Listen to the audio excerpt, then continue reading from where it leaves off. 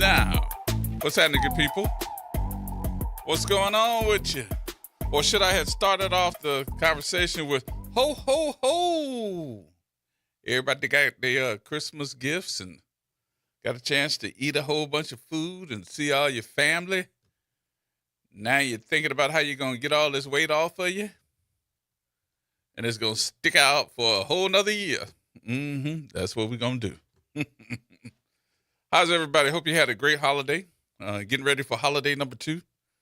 But I think the best time of the year here is when you get a chance to spend some time with some family, good food, reminisce, and get ready for another year. Can you believe that we are getting ready for another year? It's like this one just flew by. But with all the crap that's going on in the world today, that might be a good thing that it is flying by, you know? Just that way, just like I said it. I had the opportunity to go home and see my folks. Went up to the Carolinas and hung out with my sister, my aunt, and my uncles and cousins. And man, let you know how much you miss them. Just let you know how much you miss them when you are probably the longest or the furthest from home, because I know I am. So we had a great time, got some good food, and my uncles told a whole bunch of lies. You know they were, because there was alcohol involved. It was.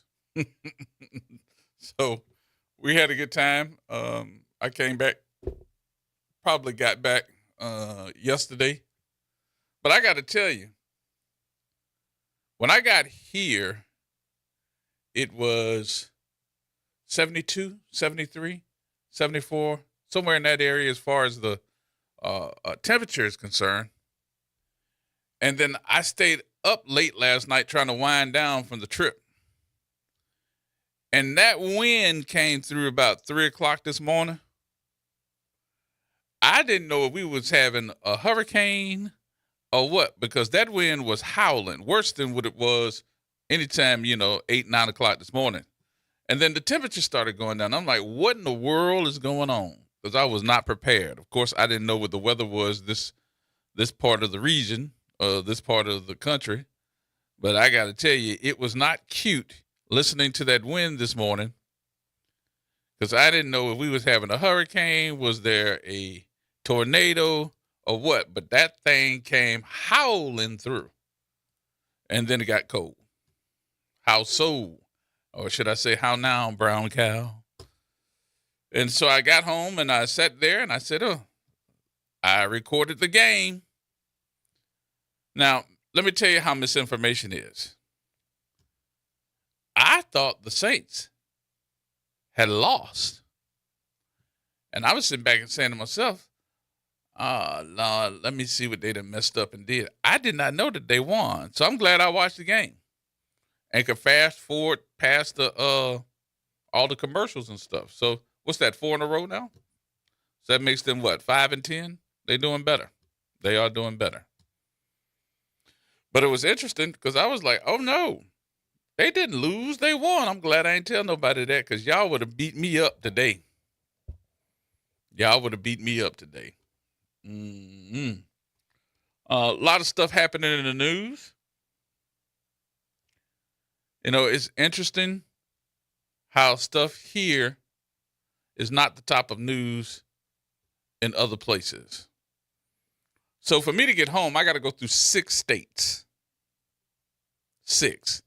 And I didn't fly because everything is costing so much. Those plane tickets, last minute plane tickets, that's not cute at all. It was going to cost me $1,000 just to fly.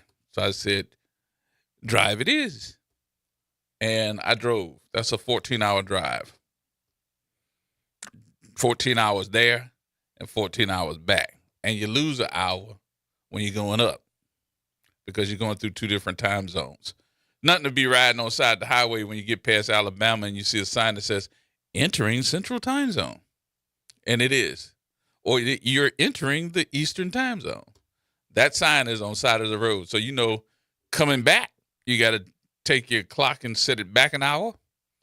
Going to, you got to take your clock and set it up an hour. You lose an hour. Going up, gain an hour coming back. So as I was there in Carolina just listening, it was interesting to me on the way up to listen to all the radio. I like to listen to the conservative talk on the way up because y'all know, I mean, there's no other way to say it. From Mississippi all the way through Georgia is Trump country. And the conservative radio talk show hosts, I think they blame Democrats for it being cold, for it start raining. What else they blame the Democrats for? They blame the Democrats for just being Democrats. All the way up. I was like, my goodness. Just to hear that on other radio stations all across the South, I see why we have such a hate for Democrats in the South. I really do. So when I said I was going to pay attention to news in this part of the country when I got back, because I wanted to be able to talk about a couple of things. One of the issues I have to work on for January, I do not want it to go past us and it end up being swept under the rug and nobody can know what's going on. This issue, y'all knew this before I left, but this issue with Leah Chase School, it was on my mind when I left, and it was on my mind when I got back. And I got to tell you why.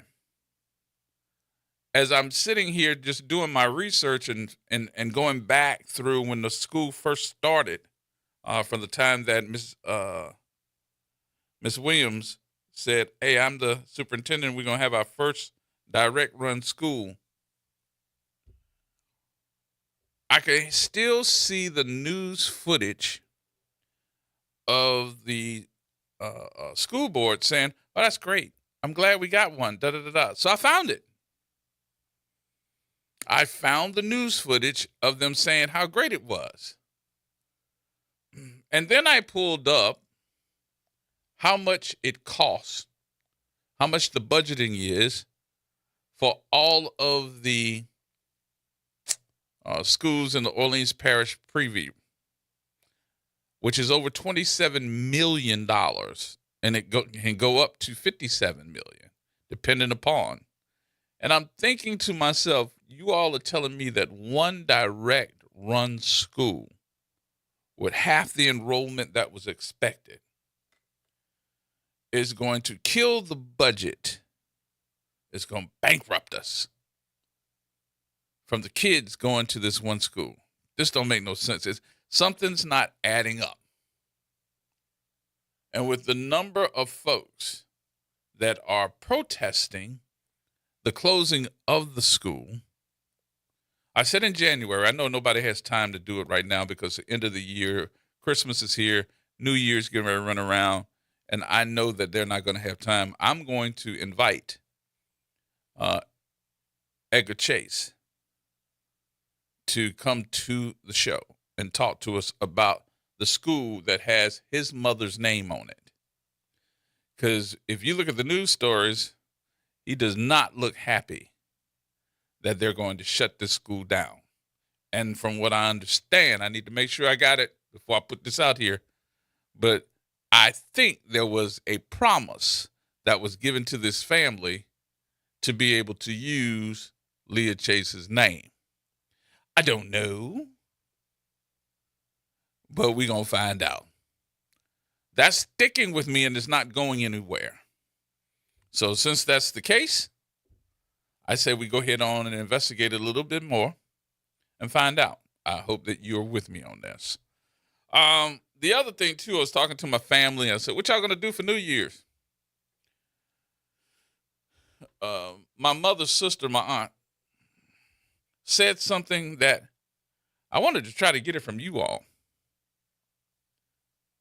Watch night services. Watch night services.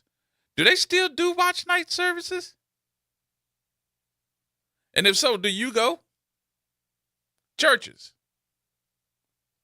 doing the watch night services. Somebody come on, get with me on this one. 504-582-9422. Do they still do watch night services? This dates back to slavery.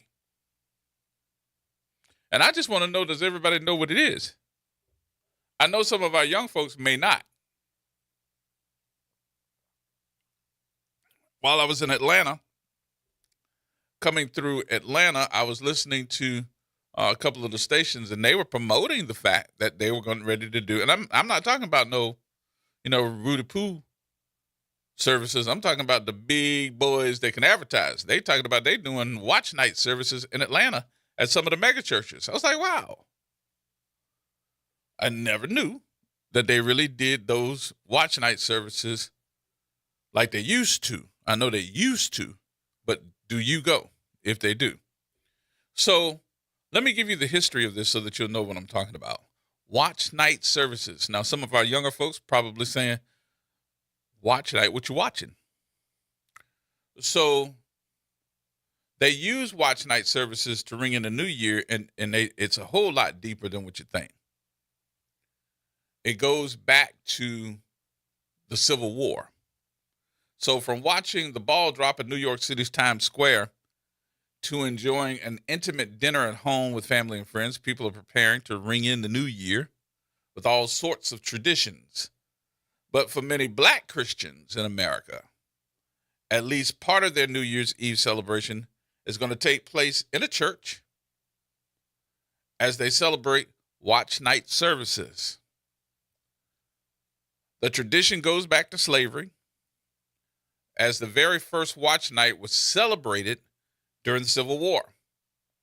Well, is it what it sounds like? Because it seems like they're watching something. Well, on December 31st, 1862, long before there was some social media posts, nobody could post this one. They could spread news around the world in seconds. Enslaved and free black people stayed up to wait for news of the enactment of the Emancipation Proclamation, an executive order that was supposedly signed by the President of the United States at that time, Abraham Lincoln, and that was September 22nd, 1862, which declared freedom for slaves in the Confederate States as of January 1st, 1863. Also known as Freedom's Eve, black people marked the night in their own homes and their churches, praying, singing, and dancing in the community until they received the news that they were free. Those watch night gatherings continue today in black churches as worshipers gather on the last night of the year to pray, reflect on the year, and hear words from their pastor. And those words are supposed to inspire them as they go into the new year. Full of hope, they follow up with a celebratory type of New Year's Day meal filled with foods that are traditionally associated with good luck. I'm going to say that again. Filled with foods that are traditionally associated with good luck. What are those foods? Come on, y'all. Tell me what they are. Tell me what those foods are that are associated with good luck bringing in the new year. 504-582-9422. Now, I know I'm not talking to no 20-year-olds. I know I got some grown folks, men and women, that can tell me this. What are the foods that are supposedly associated with good luck? More than 150 years had passed. People started to drop a post of social media about how they're getting ready for watch night. And they're advertising in certain areas of the country. Atlanta's one of them. The big churches are going back to traditional services, and I know they were talking about watch night just about on every radio station dial. Get ready for watch night. We want to see you for watch night. I was like, watch night. Ain't that the 31st? And I was like, yep, let me start doing my homework on this one. So do we have it everywhere? Are we having watch night in New Orleans? And if so, where? And what do you do to prepare for it? Because I don't hear it here As a matter of fact, I put it to you this way. I heard it passing through Atlanta so many times, it made me ask, is this an old traditional way of bringing in the new year? And maybe you would think that it's from the smaller churches, but that's not what I heard. The bigger churches, the mega churches, were preparing for watch night. So if it's not everywhere, is that the smaller churches here or the bigger churches? So I made it a point to pick up the phone and start calling some of my pastors. And I got to tell you, I was a little bit surprised. So I made it a point not to say what pastor this was that told me this, but I'll tell you all what he said. He said, we have gotten away from a lot of our traditional values. And since we've gotten away from those traditional values or the way that we used to do things, a lot of our young folk don't even know what you're talking about. I was like, what? He said, now understand something. When I say young folks, I ain't talking about no 10, 15-year-olds. He said 30, 40-year-olds don't even know what watch night is. Don't even know what the traditional values of what foods you're supposed to be eating to bring in good luck. I said, so this is a thing that we supposed to be eating, these different foods that are supposedly supposed to be associated with good luck. He said, absolutely. Did your mama do it? I said, yeah, my mom did it. Did your mom do it? He said, yep, my mom did it too. And her mama did it. But ask somebody on your radio show. He said, I guarantee you they don't know what foods are associated with good luck to bring in the new year. He said it's at least 2 or 3.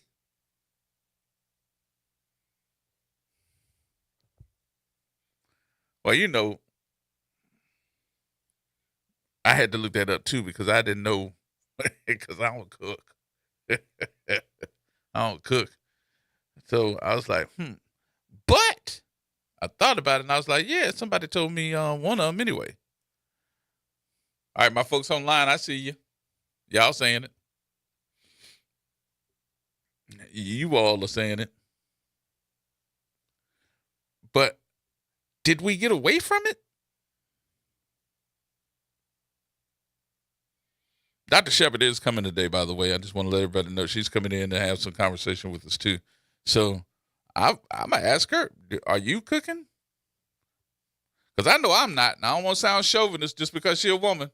Because you know everybody pick up the phone. Well, why you got to ask the woman? You can't cook? Let me answer that question for you right now. No, I am not. Cliff know what I'm talking about. Joyce know what I'm talking about. But did you and are you going to do it this year? And do you think that we've gotten away from the tradition? Well, which tradition are you talking about? Are you talking about the food or are you talking about the watch night? I'm talking about both. Both of them are supposed to be traditions. One brings in good luck. The other is supposed to be just the remembrance of watch night being where we would see if there was going to be an Emancipation Proclamation announcement to let the slaves know that you're free. That was in what, 1862? September 22nd, 1862, when President Abraham Lincoln signed the Emancipation Proclamation. And then it was declared freedom for the slaves in the Confederate States on January 1st, 1863.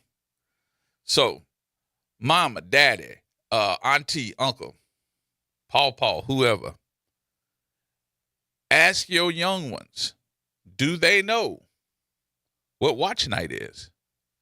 And what's the definition of it? Interesting to hear what the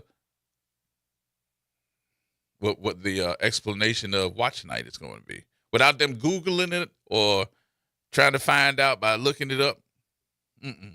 Just ask them, do you know right now, without looking it up, what it means? And then ask them about the food. What foods bring good luck for the new year? All right, and if you want to call somebody and tell them, you can tell them right here, 504-582-9422. All right, folks, we got to take our first break. We'll take our first break of the day. We'll take your telephone calls right now. Get them in at 504-582-9422, because I do have a whole lot more stories to go through. Whole lot more. So hold on. We'll take your telephone calls. Get them in while we're on break so we can come back to you. 504-582-9422 is the number. More coming up, y'all. Everybody hold tight.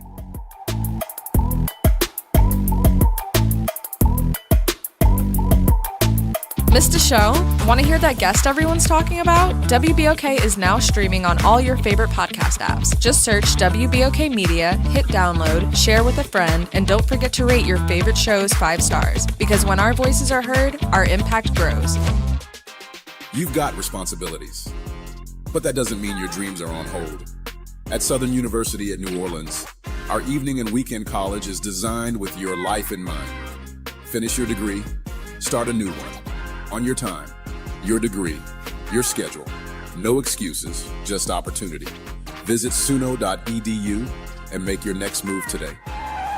A careless driver can change your life in an instant.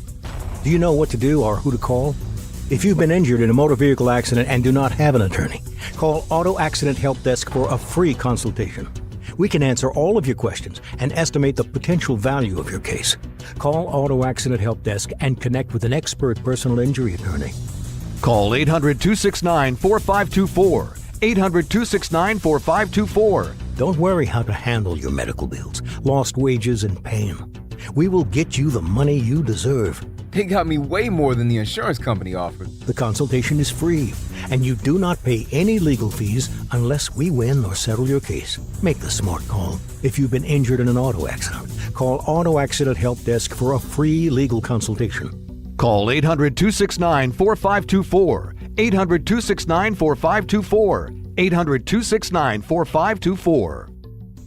This is Justin, General Manager at WBOK. I want to take a second to thank everyone out there for supporting us all year, and I want to wish you and yours a happy holiday. Making a difference in the community. WBOK 1230 AM. Here we go. The reality check on WBOK 1230 AM. Hey, folks, welcome back.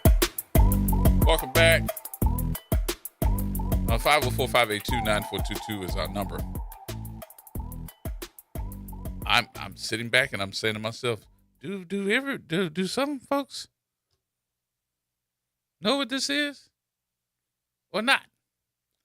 I actually went to a watch night service, but it was in Lutcher. And that was what? 4 or 5 years ago, at least 4 years ago, at least 4 or 5. I'm gonna say 5.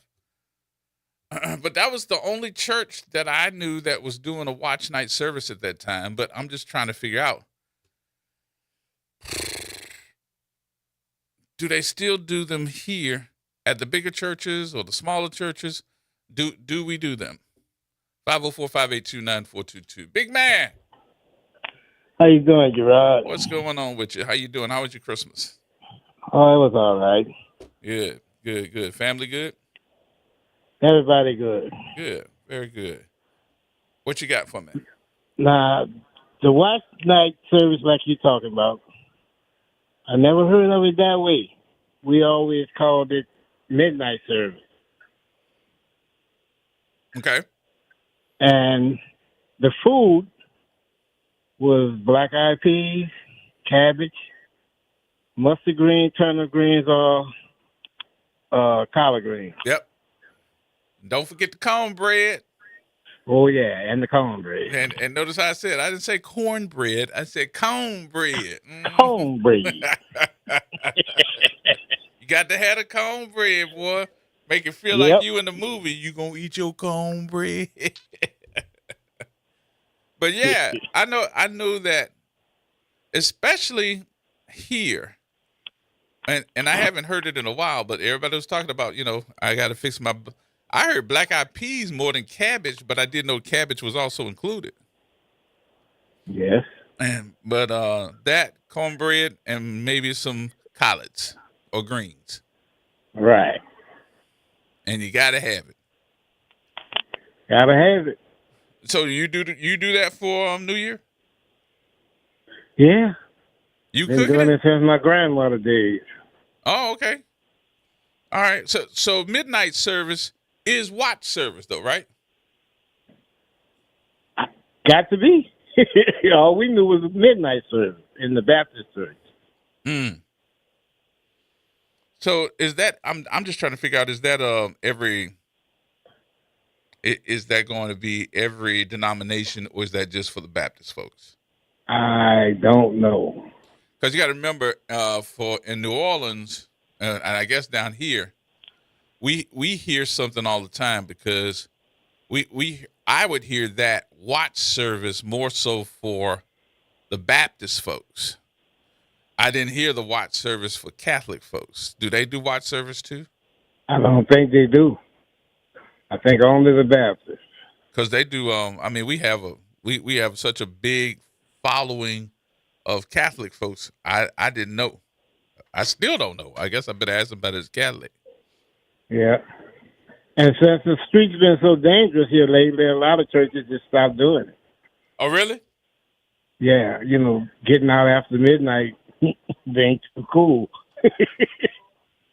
So I thought Yep. that at one point I thought it was watch service was being done because of the fact that they were trying to stop the shootings that were happening at the midnight hour on the streets during that time. I thought they were doing that. Yeah. They would start about 10 and keep you until about 12:30, 1 o'clock, and let you out. Oh, okay. But some of the churches now, they just stay the whole night. Oh, they stay the whole night? Some of them, yeah. Very few of them, but some of them stay the whole night. Yeah. They just stay in church instead of coming out where everyone's shooting and, with all the stuff going on. Yeah. Yeah. Well, either way you look at it, it's needed. Yeah. Wait a minute, Dr. Shepard's here now. You go to watch night service? No. You ever been? No. You know what I'm talking about, right? Yeah, at New Year's when everybody goes to church and they wait and bring in the New Year Yeah, together. yeah, Uh-huh. My first one was actually when I came down here. Mm. And I went to one in Lutcher at King David Church. Pastor Ferdinand invited me, and we went and got on our knees, bringing him with prayer. Mm-hmm. We usually do it at home. So Really? Uh-huh. Yeah, we bring in the New Year with prayer, like you said, on our knees praying whenever the New Year comes in. But we usually just do it as a family. Okay. Uh-huh.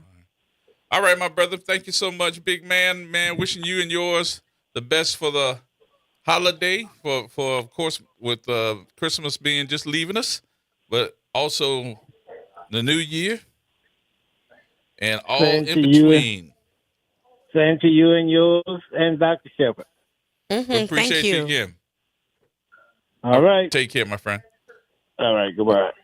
Well, how was it there, Snow Bunny? Don't call it just. Snow Bunny. The Snow Bunny is in. You're in. How are I'm you? here. How are you? I'm doing well. How are you? How was your break? Oh, good. Good. I got a chance. I went up to Carolina to go see my folks. Mm-hmm. You look refreshed. It was good to see my folks. I only get to see them like maybe twice a year. Mm-hmm. So, and then when I come in town, all of our family gets together at one central place. So I don't have to go see this one. Oh, Everybody's that's like, okay, good. we're going to meet on this date and we're going to go see everybody comes in. And it's like a big family reunion picnic Mm-hmm. in the cold. Mm-hmm. That's excellent. So what did you do?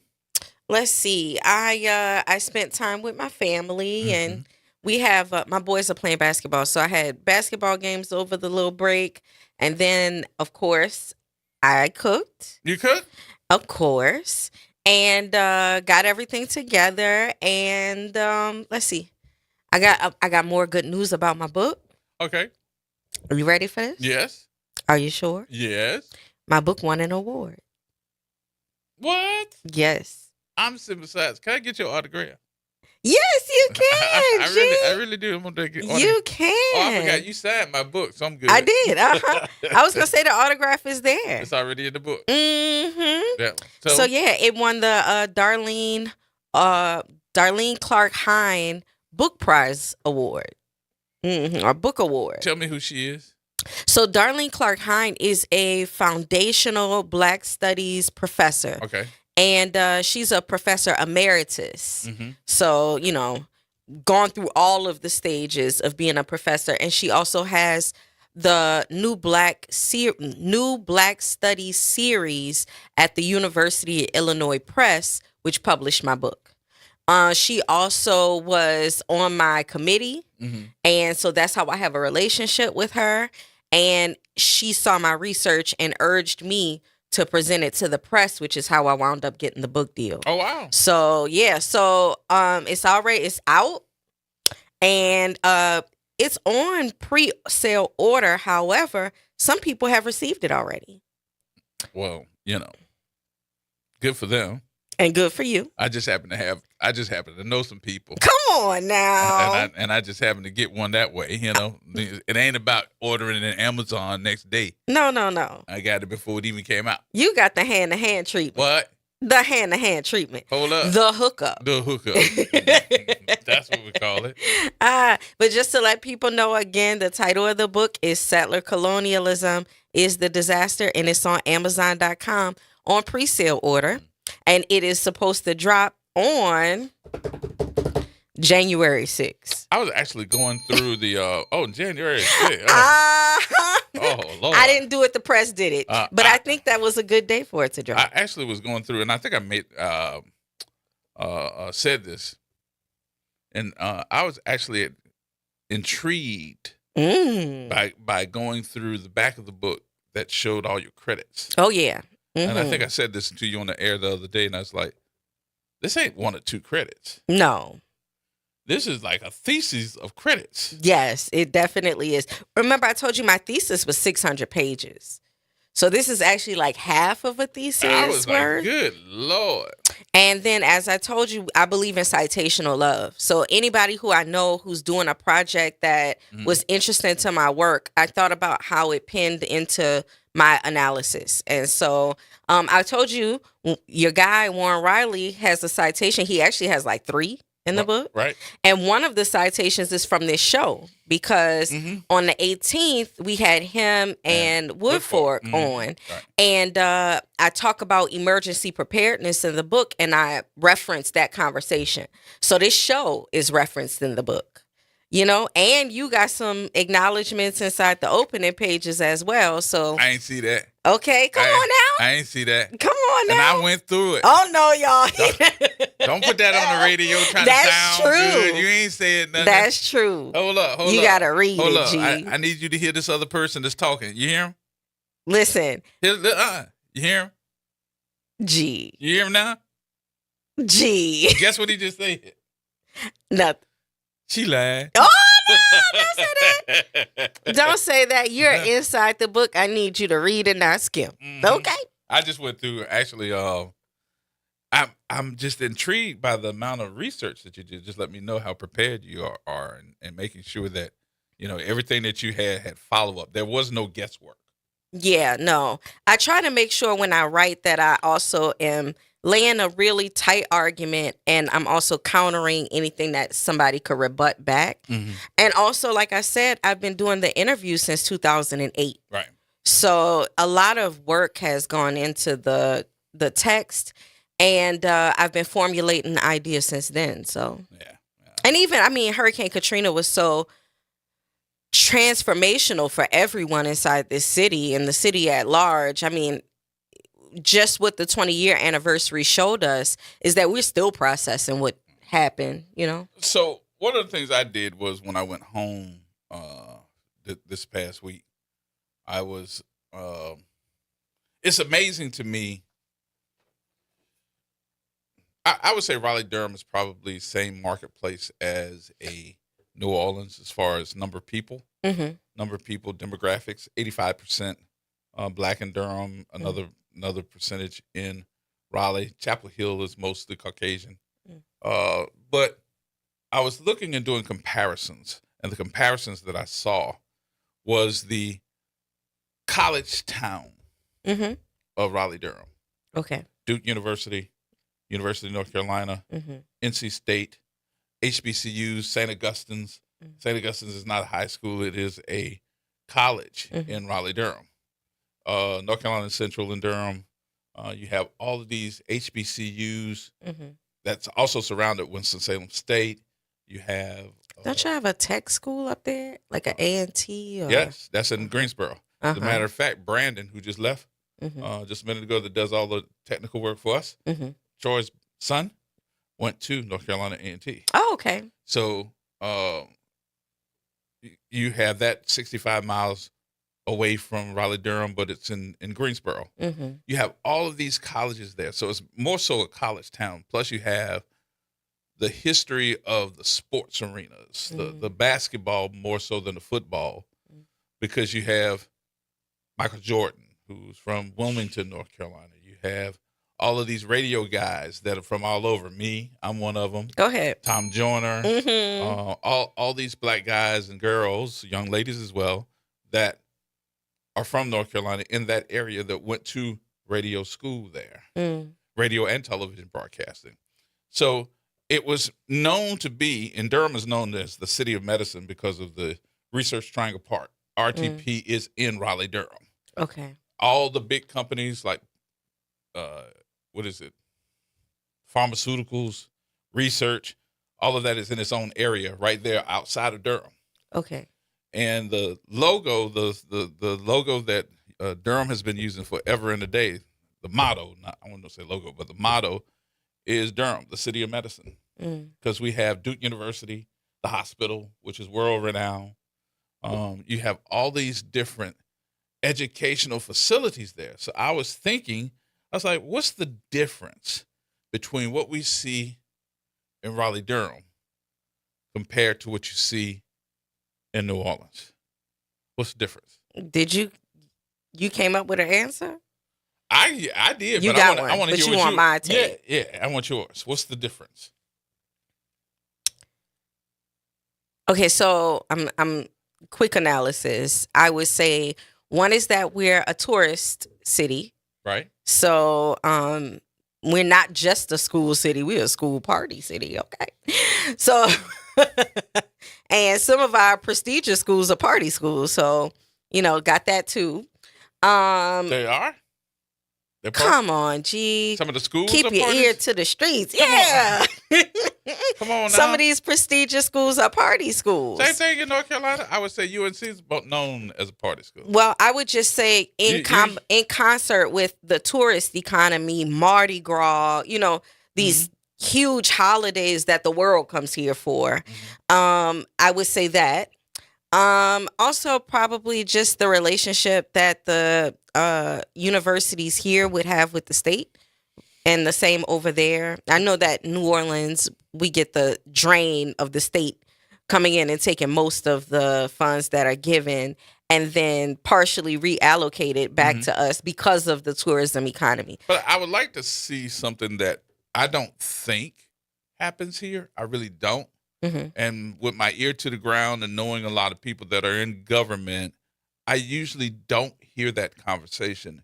And that is the research, the development that the universities could bring to the city instead of the city saying, oh, we're ready for that.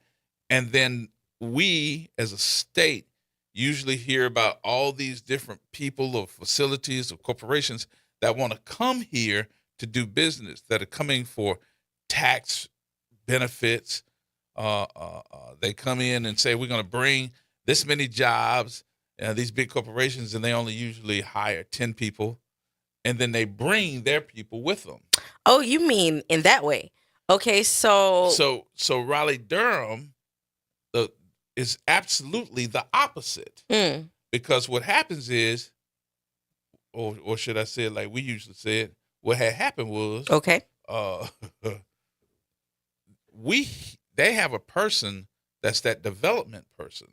That's their job, to find out about corporations that's looking to do development, and they go to the schools and recruit.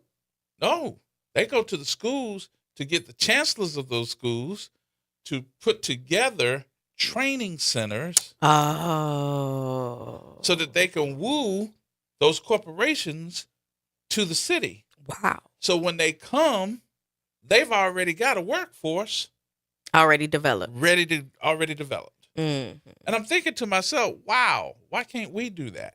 Oh. Maybe we do, but I don't think that we do it in the fortitude of a city that's the same size as us, but bringing billions of dollars of jobs, creation of income, wealth, and also giving another heads up to a different industry instead of tourism. So Durham is called the city of medicine, we thought. Well, medicine is something that they always got. Eli Lilly, all the pharmaceutical companies, Research Triangle Park. So they developed all of this research in an area where all these big corporations that are in the medical field can come do their research. Right. All right. Now, they said that the tech is developing now in Raleigh-Durham. So they went to Microsoft, Google, and what's the iPhone people? Apple. Went to all of them and developed a workforce for them to be able to do their work there. Now, Google made a deal with the city where they are saying, hey, look, we want to see your infrastructure rebuild. So the streets that were old, the bridges that were old, they tearing them down. Not because they're crumbling, because they want to see new stuff. Right. So they tearing them down, and when they tear them down, Google is installing all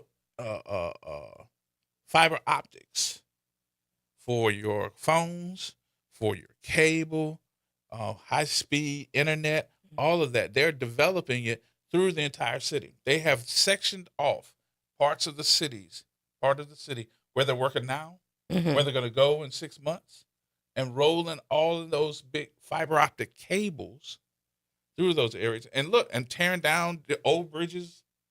But what we are also seeing on the negative, because there's a negative, and that negative is we're also seeing with new development, what? Your taxes go up. No. It's good. Well, yeah. But what happens? Well, you know what I'm saying? Gentrification. That, and we're also seeing the taxes go up. And it's also becoming, see, I can appreciate a little bit that my income is going to change if I see infrastructure that's going to be a beneficiary. Right. But don't make my taxes go up just because you can't pay the bill. Oh. And I think that's where we are. We have seen money that we have been putting in and saying, hey, here's this money, da-da-da-da, and then we got a budget crisis. Or we got this going up because to do our trash costs this amount of money. I'm like, I didn't know so much money in trash. Who would have ever thought that it was that much money in picking up your garbage to dump it? Right. And then you hear the owner of the trash company say, oh, yeah, it's going to be more money because it's going to cost us more money to dump the trash. Well, anybody that don't know what the contracts are, of course you're going to say something like that, because the average person is not researching what it is. We have 4 contracts for trash company. We have the West Bank. We have Lakeview and Gentilly. We have the East. And we have Uptown. But when I said it's 4 contracts to pick up the trash, it's actually 5 contracts.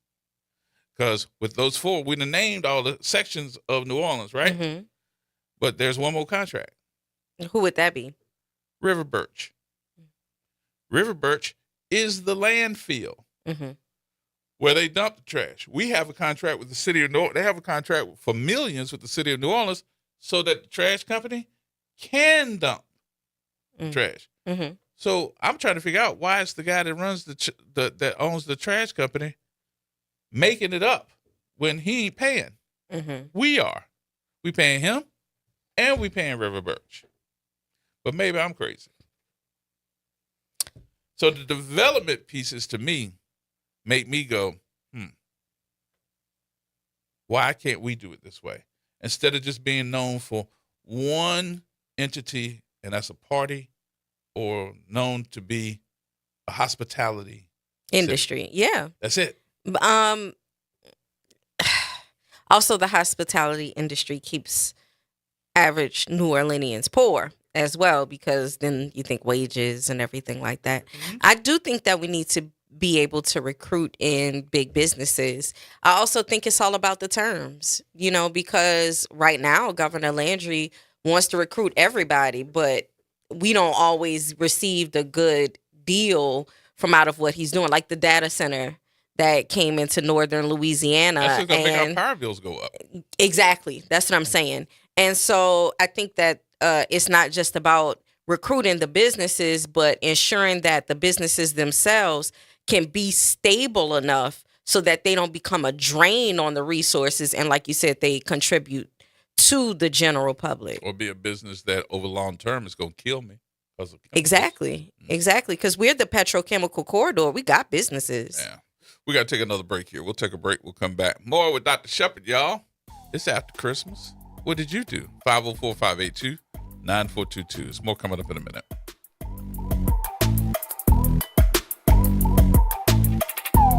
New Orleans, are you ready for a voice that says what you're thinking? Who that, you might ask? Arrington Gavin. That's right, I'm your guy, host of the Arrington Gavin Show, giving you so much filled with bold opinions, real conversations, and zero sugarcoating. We're going to be diving into the issues that matter, politics, pop culture, and all the above, unfiltered and unafraid. Catch the Arrington Gavin Show weeknights from 7 p.m. to 8 p.m., Monday through Fridays, right here on WBOK, what New Orleans is talking about. Meet Leanna, a part-time chef and full-time mom. In the past, Leanna didn't have health insurance because she didn't think she could afford it. What she didn't realize is she qualified for Medicaid. She loves the coverage and peace of mind that comes with high-quality care. The kind of care you get with Healthy Blue. This is Medicaid, and it's for more people than you think. Maybe even you. To see if you qualify, go to myhealthybluela.com. What's going on, New Orleans? Tavis Smiley here of the Tavis Smiley Show, wishing you and yours a happy holiday season. From the East Bank to the West Bank, WBOK is what New Orleans is talking about. WBOK. Here we go. The reality check on WBOK 1230 AM. All right, folks, welcome back. Our number is 504-582-9422. Hope everybody's having a very good holiday. I can see folks still on holiday. Did you plan on taking holiday till when? In January? Yes. Y'all off as far as the school Yes. concerned. Yes. Look at your face. I am so serious about having a holiday break. You do not know. That is one of the perks of my job. I am serious about a break. And that goes to what? January what? Like mid-January. Really? Mm-hmm. Yeah. I thought you'd be back like January 2nd or 3rd. Don't give anybody any ideas. Oh, I'm sorry. No, we need time. Just to reset and get ready for the next semester. We need time. So you're doing Kwanzaa? Yes. I just came from a Kwanzaa celebration over at the Gwanji Hollywood Community Center in Algiers, Malik Rahim's community center. We were celebrating Ujamaa. Okay. And for those who don't do, but anybody, it doesn't have to necessarily be anybody of a typical ethical or, no. It's not about race. Right. It's not about a race. So there was a mixed crowd at the center. It's more about using these principles to be able to support the community.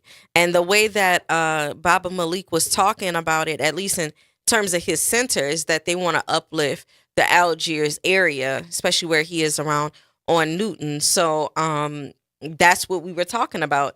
And Kwanzaa is the 6-day celebration coming right after Christmas.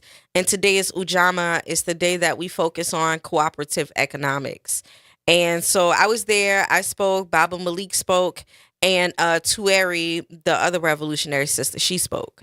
And it was a really good turnout. I could tell you a little bit more about it. Go ahead. Okay. Well, so as we talk about cooperative economics for Black folk, I would say the first thing that we always say for cooperative economics is to buy Black, right? You buy Black, you support Black businesses, and you help them to be able to have the resources, the profit, the ability to be able to expand. So the first thing would be buy Black. The second thing would be to buy Black in bulk. So it's when you or others come together to support a business with a lot of funding, so that, because this helps us to go beyond the initial stages of Black businesses, where we know that the majority of Black businesses are solo entrepreneurships, where it's just one person and maybe they have enough capital to hire another. The idea of buying Black is that, and buying repetitiously, is that you give that business the ability to expand and possibly start to employ more people. So that is where Black businesses don't tend to make it to the next hurdle, and also why some of our businesses wind up going out of business in like a year or so, because we need more funding. So it would be buy Black in bulk. And then the other part of cooperative economics is the actual cooperative part, right, where people can either, cooperative economics is about group ownership. And so either you can have people come together and do a co-op, or you can have businesses that have co-ops around very particular things. Like you could have a farming co-op, which is something that Julius Nyerere started in Tanzania, where people come together around the idea of farming. Or you can have a housing co-op, which is what Baba Malik Rahim started in San Francisco. His housing co-op has been operating for, he said, over 29 years. And inside of the housing co-op, it's stable, whereas people who were receiving things like Section 8 and stuff like that, what they could purchase even with Section 8 funds has been dwindled down because the cost of San Francisco housing went up. Right. But the housing co-op, it stays, it's steady. And so you could do housing co-ops, you can do farming co-ops, you can do distribution co-ops, where businesses who buy similar products can go in together and buy in bulk so that they get better prices. So that's another form. And then the last one that I would say is a marketing co-op, where we all share our marketing concepts together and our contacts, so that if we have multiple goods, we can come together and market to our combined list that we have. And that's a way of everybody being able to receive certain types of exposure. And so that was a little bit of what I talked about for the cooperative economics of Ujamaa. You would think, now I'm just being, a little bit, I guess, more inclusive as you talk about with the marketing, but you would think that with the number of businesses, entrepreneurs that are here in this city, that they would bring that type of investment to their own business, because the bigger stations cost an arm and a leg to advertise. Yeah. If you're not the big boys, you can't afford it. But you would think for, and I don't want to call them mom and pops, but you would think the smaller businesses would be sitting back and saying, we need to talk to somebody at WBOK. Oh, certainly. This could definitely be a space for people to be able to get together, especially if they got together collectively and then wound up having a spot, and then everybody just used that spot. And well, I mean, just think about the number of folks that would say, I want to advertise my business. I need to get the exposure and be able to say, let's combine our dollars and see what we can do on a rotating basis. Right. So your business, my business, and somebody else's business. If you got 1,000, I got 1,000. We now have $3,000 to $4,000. Mm-hmm. So we could also be able to say, let's put it on a rotating basis, where you could go to Justin and say, hey, look, here's the money we got. Can we do a rotator? Yeah. Where this time you'll hear my business, next time you'll hear yours. But we got enough money now that we got a rotator. Yeah. That's beautiful. I mean, it's not hard to do. You can craft it the way that you want to craft it. And with technology today, I mean, not only can you do that, but guess what? I now can go and say, oh, I actually can go on my computer, and if you have the right matrix, I actually can put you a billboard up in the city just by having that program that I have. I do it all the time. And be able to say, oh, look, as you're driving down the street, That's my Dr. business. Shepard's business. How'd she do that? By being Hacked on it. Huh? What? Did you say hack? She know not what she said. Okay. But just to be able to do all these different things, you don't have to be no Fortune 500 company. Right. To do. And guess what? We don't understand. When I say we, I ain't talking about just us. I'm talking about anybody that doesn't have any marketing skills, or we don't understand that sitting out and handing somebody a flyer. That's not it. No, it's either going. It's not enough. It's either going to end up on the ground, or if better yet, somebody does get interested and come to your business, and you think that's marketing. How many flyers can you hand out? 500? How many do you get from it? How do you do your research? How do you find out that marketing skill? Right. You don't. It's a crapshoot. Mm-hmm. It's a real crapshoot. But anyway, we could go into that all the time and have that whole show if we wanted to. But well, for sure. Well, I was gonna say after I spoke, Tueri was talking about the cooperative part and about being able to work with each other. And she said, especially because we know that Black businesses are driven mostly by one person a lot of the times, that we don't have patience with each other, Nope. you know?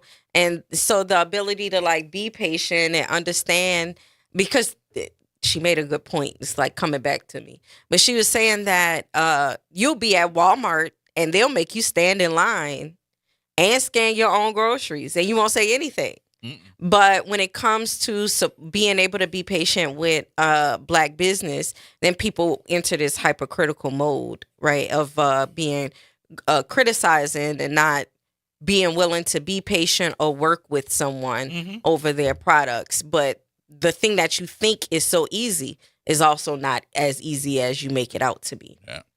All right, folks, 504-582-9422 is the number to get in contact with us. We know everybody's on vacation, but that's all right. We still up in the building, y'all. So we'll talk to you in just a minute. We got to do some news, and we'll come back and have some more conversation with Dr. Shepard in just a few minutes right here on WBOK.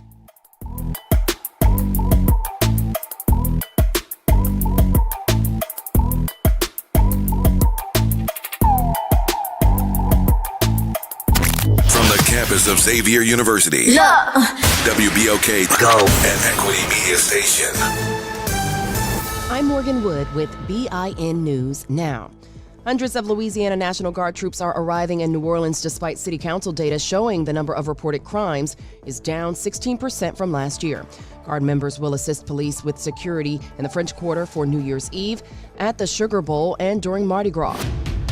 A Florida branch of the NAACP is demanding Clay County School Board member Robert Alvaro to step down over comments he made about the African American community in a Facebook Live video.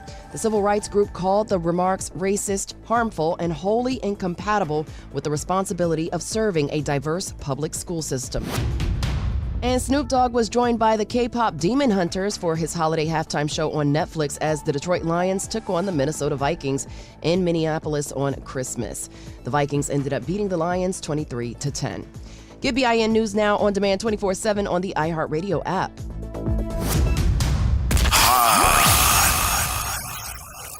Here we go. The reality Check on WBOK 1230 AM. All right, folks, welcome back. Welcome back.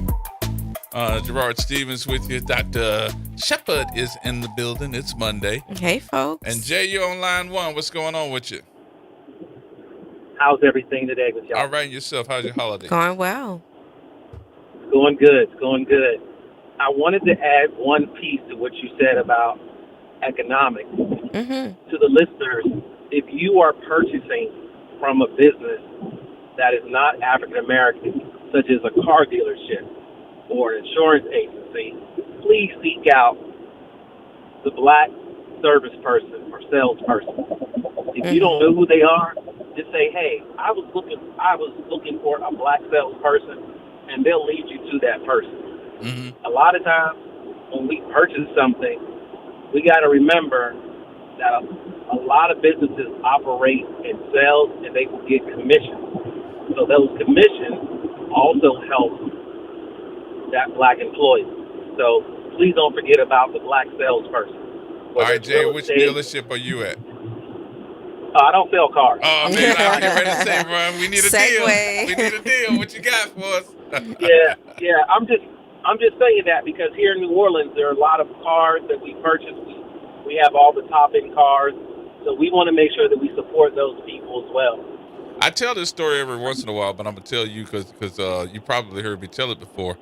I'll never forget as I was coming up in this game of radio, that I would have most of the folks that would be the upper echelon of the radio station or the radio company would be pissed off because they would go to car dealerships and those car dealerships would not advertise, even though that the black radio station was the top of the game when it came to the ratings. And we were asking why. How come you all won't advertise with us? And those guys would come back and say, well, now this is a Cadillac dealership that I'm talking about in particular, but the general manager of the car dealership would say, because black people don't drive Cadillacs. And we all just looked at him like, you're trying to tell me that black people don't drive Cadillacs? Something wrong with you. You think we believe that? Black people get Cadillacs. Now, today's Cadillac, if you look at the research today, more black people are buying Mercedes than any other ethnicity. Oh, yeah.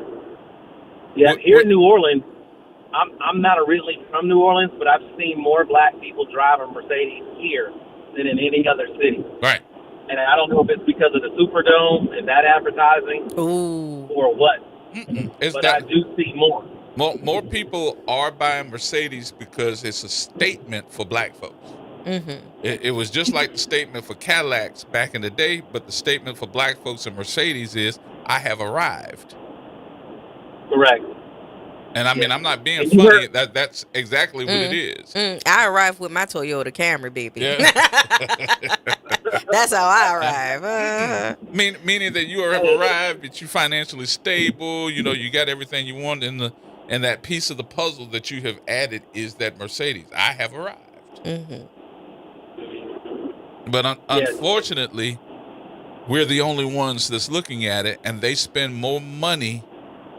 Their advertising departments of Mercedes-Benz, which is actually a German company, they actually spend more money with other folks than they do with us. But we're the number one ethnicity that's buying those vehicles. Well, we better let them know what happened at Target. Exactly. If they don't pay attention, we better let them know, because I don't know how old y'all are. I'm just a little bit over 50. Well, I'm in my mid-50s. I remember a song by Public Enemy called "We Better Shut Them Down." Yep. And so we got to get back to that, because we can't keep supporting people who don't put anything in our community. So we have to really get into that. And to the doc, she talked about going to Walmart. I do not like going to Walmart and bagging my own groceries, because pretty soon they're going to have y'all going to the back of the truck. Once you have the truck open, you're going to pick your own eggs, put them in the cart. Get it out the back of the truck, huh? Get all back of the truck. you know. Yes, but indeed. thank y'all very much. I always love listening to you. And one question for both y'all can answer off air. Mm-hmm. What is the one thing that we should be doing in 2026? Well, I think you got to be able. I answered on there. I think number one, we've got to be able to take seriously. Oh, he just hung that up.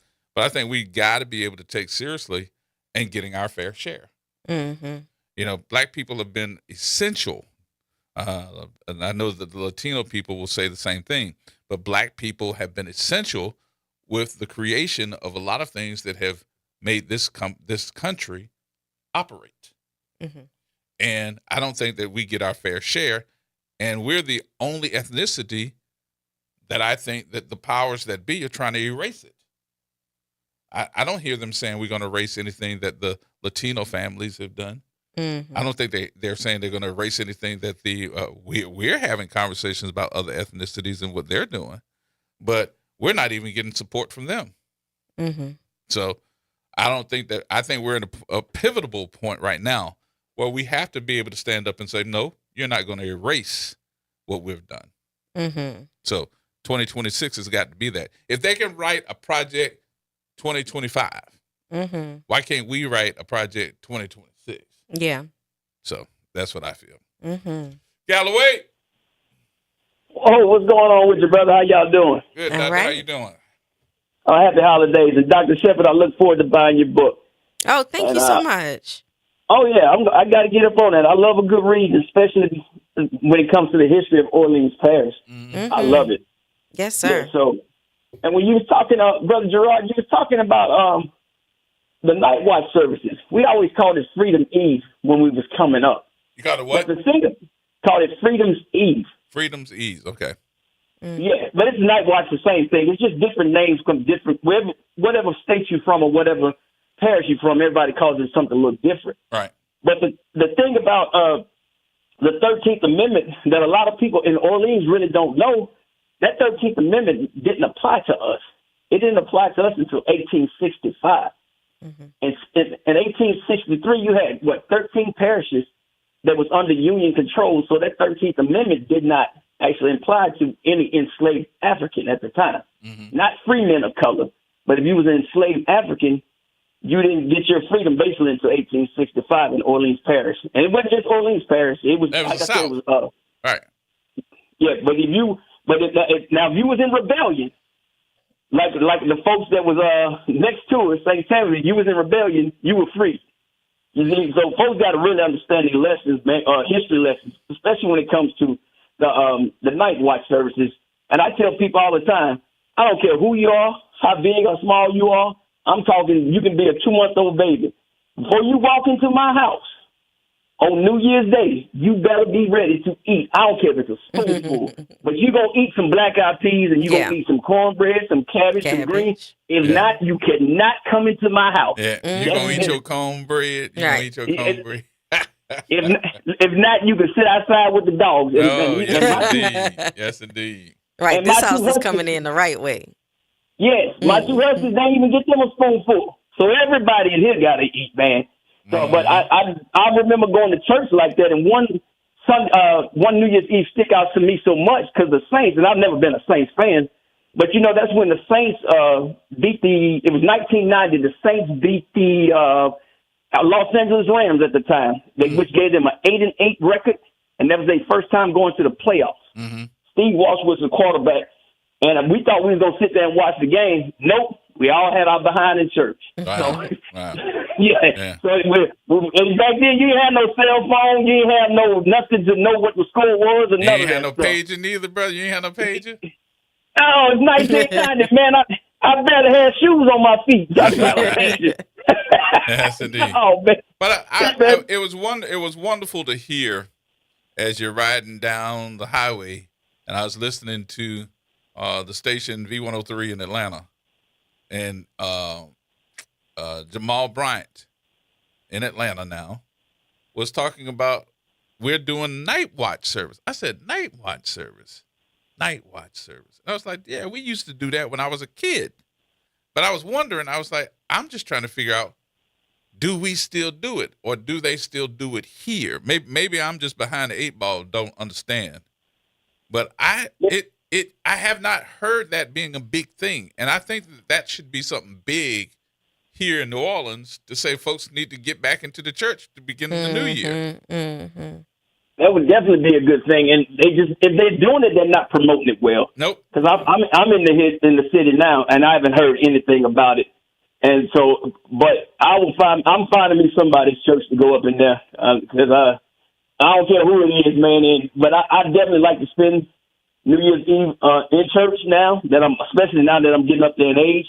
You know, I'm not gonna sit there and take me through there and doing all that dancing stuff. Them days is over with, man. So there ain't nothing wrong with me going to church, man. Yeah. But you know, when your caller sat there and talked about Cadillac, and you was talking about how the folks said black people didn't buy Cadillac, right? That person who told you that, you can just tell that's just how ignorant people is. Black people actually saved Cadillac during the Great Depression. Yep, you are correct. Mm-hmm. If it wasn't for us, it wouldn't be a Cadillac brand. It's you know, so much history that we have. It's just that we don't know how to get it out, and our messaging is just horrible when it comes to stuff like this. Mm-hmm. But because you know, I didn't even have to look 90% of the stuff up. I didn't have to look that stuff up. Now, the only person that I knew that really had a conversation about it on a nationwide type of basis was Tom Joyner. Because Tom Joyner, when he started up his show, when he became national, syndicated, they wouldn't advertise on his show. So instead of folding up and saying, oh, well, I tried, Tom got rebellious and then became the point factor to say to all the advertising agencies, be on the lookout because on this date, I'm going to be on the air telling everybody which one of your advertisers don't advertise with black radio, and I'm going to tell all these black people don't use your services. And they called it the NUD list. NUD list. It was called the NUD list. The NUD list stood for non-urban dictates. Boy, I had never heard something like that before. I was like, what? All right. And bro, when I tell you it worked, I think the first computer company that all of us used to go to, what was that, Comp USA? I think that's what it was, Comp USA, all of us used to go to. That was the first company that they brought out and talked about them like a dog. Y'all don't go in there and don't buy nothing, da-da-da-da. Tom Joyner caused them to shut down, bankrupted them. Wow. And that's how it's supposed to be done. Yep. I just wish we had more people now. Yep. I always tell people the story about Tom Joyner. You know, he was a Tuskegee alum, and I'm a Tougaloo alum. And when I met him, this was years ago, and he asked me what was I, giving back to my university or college at the time. I told him I ain't have nothing to give. He said, think about this. If you see somebody with your college shirt on that when you go back up there to homecoming or whatever, if you can't give them any money, just buy them something to eat. Because you got to remember how hard it was when you was in college. And I was thinking, I'm like, damn, I did have some hungry nights in college. Right. And so now I'm back to my $2,500 a year, donating back to my school. And I said, man, but nobody had really asked me to actually give money back. Right. And but Tom just out of the blue. So I really appreciate him for that, man. And I tell people he spent 25 years on the air. And I don't think that we take, I think we take for granted that he was on for 25 years. What he was able to do with the Fantastic Voyage and, giving money back to HBCUs. Right. I just think that's a big void that's missing right now in our community. Tom had his own show and he owned all the rights to it. And he had the ability to say it because he was the boss. Nobody could pull the plug from him. But I think what we got right now is, a lot of folks don't realize you don't have a whole bunch of radio stations that black people own. They might be playing black music. They might have black jocks, but they don't have black ownership. Black targeted. That's what it's called. Yeah. And they don't like it's only I think it's like 50 now that's actually black owned throughout the United States. I don't know the number, but it ain't that many. Yeah, it's like 50 or something. Like that's the last time I checked. And Louisiana, New Orleans, and then right there next to you, Jay-Z 94.5 in Biloxi, Gulfport, Mississippi. Rick Daniels. Yeah, Rick Daniels. Yeah. What's his name? Rip Daniels. Yeah, Rip Daniels. Yeah, and folks don't understand that in biggest Dallas and all these Houston, all these places, Steve Harvey had to come and get a radio station. I think it's in Austin or Dallas because they didn't have a black-owned radio station with all them black people in there. So it's a trip, man. But I really appreciate WBOK, man. And I keep telling folks, you might want to go out and have your little fun. We 2 days away from everybody health insurance going up with 30 days from the government shut down again. Yep. And we got an incoming mayor saying she going to fire 13 people and going to save $34 million. Where they do that at, Gerard? I kind of looked at it and said, Yes.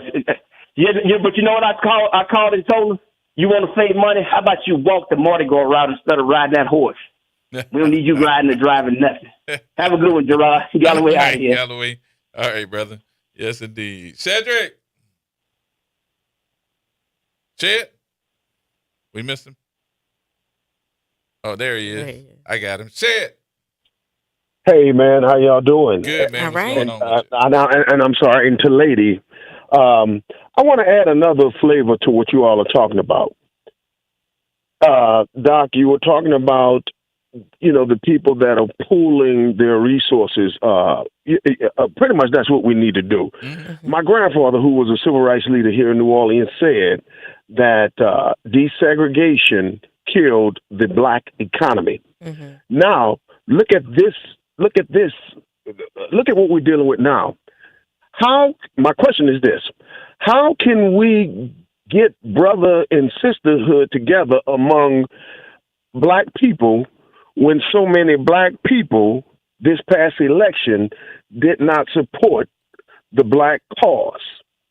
The black cause in terms of the black political infrastructure. It wasn't promoted that way. It was not promoted that way. It was not anything. So I think what we have done, I think that we've got twofold. And you've said this before, so I never really said this to you, but let me go ahead on and say it. I think what we got here is 6 on one hand, half dozen on the other. And for the young kids, it's 6, 7. So what you got said is basically, I promote the fact that we are a black cause. But on the other hand, you got those that promote the fact that, well, it's just a cause. It ain't got nothing to do with race. It's somebody that got the best interests of me. So your cause went out the door for some, and the other half is looking at it and saying, I am got the cause. But is the black cause really important when you look around and say the black folks voted for the opposite folks? Because they didn't vote for black. Right, and that pushes me back to how can we ever excel when it's us that's sending us to hell? How do we bridge that gap? How do we get on the same page? Now and I'll hang up and listen. But you answered your own question. Say it again. I want you to say it again. Well, what are we promoting? And we sending ourselves to hell. Right? We promote going to hell. I mean, all of these black political gatekeepers, including the ones that call themselves the kingmakers, they would not be in position if it had not been for people like Mrs. Dorothy May Taylor, Mrs. Aretha Haley, Reverend Avery Alexander, my grandfather Colton Roy, Mr. Llewellyn Soniac from the NAACP. You know what I mean? From a Dutch Moriel, how could they forget that? They never knew. Some of the folks never knew that. They never knew that. They didn't keep promoting it and talking about it. So those guys are, and God rest their souls, they dead. So okay, and here I go again. That's what I mean. How do we become a united front? Just the caller before me talked about, and I saw it on the news, the incoming mayor laying people off. Okay, well, you're laying people off, but are you docking the people that you're bringing in at $200,000-$300,000? So understand something. There's nothing about anybody else. I'm telling everybody to make it sound like, you know what, I got to let this office go and got to let this office go. No, that's not really the truth. I'm firing those folks because they're not a part of my administration. I'm letting them go. I don't want them to be a part of my administration. So I promote it as I'm going to let them go. But I'm going to hire some new folks to take care of that office. I might combine some of those duties with those offices, but I'm going to hire some more folks. And that don't necessarily mean they're going to look like me and you. I think that the answer lies inside of community building and being able to be inside of collective spaces together. You know, one thing that Galloway said when he called was that enough people don't go to church. And like church used to be a collective space for us to be able to all be together. And you could handle church business or other business along with the church when you came together. But we don't have many collective spaces. The spaces that we do have collectively online are monitored. They're also not made by us. We don't receive the funding from that either.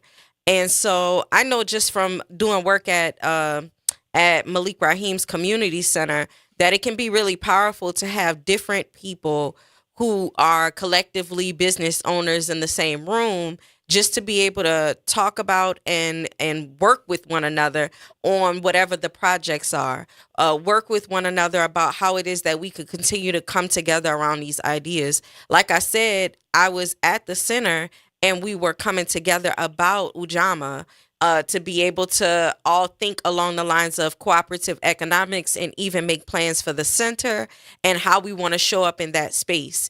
And we're talking about being able to do a collective market together. And so those are the kinds of things that it really has to be done in community. And I would say that what we have to do is come together, see each other more, be in face-to-face contact, and actually hash things out to build with one another. Some of the expertise has gone with some of the architects who were able to do that in the city, but that doesn't mean that we can't rebuild the ways that are necessary now, because the world of then isn't the world of today. Like the way that people actually buy things and purchase and come together and collectively, cooperatively work together, some of that has to take into consideration all of the new ways that people do things. So I would think that a good place to start is by getting people to come to actually physically come together, and then from there we can work. Yeah, and you're right. We are missing the social aid and pleasure club and the church. Those are the elephants in the room. And lastly, this bombing on Christmas Day in Nigeria, was it really about Christians being persecuted, or was it about the United States having a problem with some of these black countries standing up to Europeans? I'll hang up and listen. Mm-hmm. All right, bro. Talk to you in a minute. You want to take the break? All right, we'll take the break. We'll take the break here. Ed, hold on. We coming right back. We'll have some more conversation with you in just a minute, y'all. More coming up. This is the Bloomberg Black Business Beat, brought to you by FidelityWealthManagement.com. Offscript Media has its eyes on the future of content. It's a vertically integrated and creator-powered media and commerce company that views itself as a one-stop shop for someone making content. Datavio Samuels is CEO of Offscript, and he says the company is focused on content creators in social. Yeah, look, I think that social is the number one platform that matters. It's where all of the world's attention is. So often you're finding these people because they are popping or doing something really incredible in social. But when it comes to how can you help monetize them, how can you build them, do they have real proof points that they can create long-form content that can sustain attention? YouTube is that space. Offscript is charting new territory, taking the more traditional idea of an A&R at a record label and updating it for the digital age. I'm Bloomberg's Justin Milliner on the Black Business Beat.